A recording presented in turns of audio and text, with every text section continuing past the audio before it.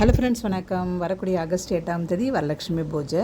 நம்ம வீட்டுக்கு வரக்கூடிய சுமங்கலிக்கு தாம்பூலம் வச்சு கொடுப்போம். அந்த தாம்பூலத்தில் என்னென்ன வச்சு கொடுக்கலாம், அது கொடுக்கறதால என்ன பயன் அப்படிங்கிறதையும் பார்க்கலாம். தாம்பூலம் அப்படின்னாலே முக்கிய பங்கு அப்படின்னு பார்த்தீங்கன்னா வெற்றிலைப்பாக்கு 2 வெற்றிலை, 2 பாக்கு, 2 பழம் வைக்கிறது முறை. அது மாதிரி வச்சுக்கலாம். ப்ளவுஸ் பீட் வந்து நம்மளுடைய விருப்பம். ப்ளவுஸ் பீட் கொடுக்கறதால வஸ்திர தோஷம் நீங்கும். அதனால் ப்ளவுஸ் பீட் கண்டிப்பாக வச்சுக்கோங்க. வெற்றிலை வந்துட்டு முப்பெரும் தேவியரில் அடங்கியிருக்கிறதால கண்டிப்பாக அது வைக்கணும். வெற்றிலையும் பார்க்கும்.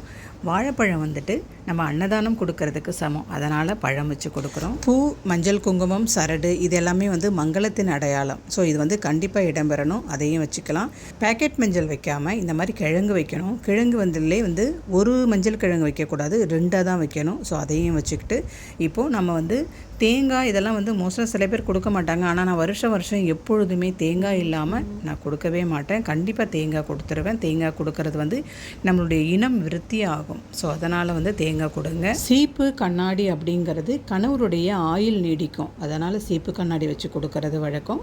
வளையல் வந்து 2 வளையல் எப்பொழுதும் கொடுக்காதீங்க. ஒரு கையில் தான் போட்டுக்குவாங்க. சுமங்கலிங்க வந்து 2 கையிலையும் வளையல் போட்டுக்கணும். அதனால் இதில் ஒரு 3 வளையல், இதில் ஒரு 3 போட்டுக்கிட்டோம் அப்படின்னாக்கா நல்ல சவுண்டு கேட்கும். நல்லா பார்க்குறதுக்கும் அழகாக இருக்கும். அதனால் எப்பொழுதுமே நான் 1/2 டஜன் வாங்கி கொடுத்துருவேன். ஸ்டிக்கர், நெயில் பாலிஷ் இதெல்லாமே ஆப்ஷனல் தான். சின்ன பசங்க வரும்பொழுது ரொம்ப ஹாப்பி ஆகிடுவாங்க. அதெல்லாம் வச்சு கொடுக்கலாம்.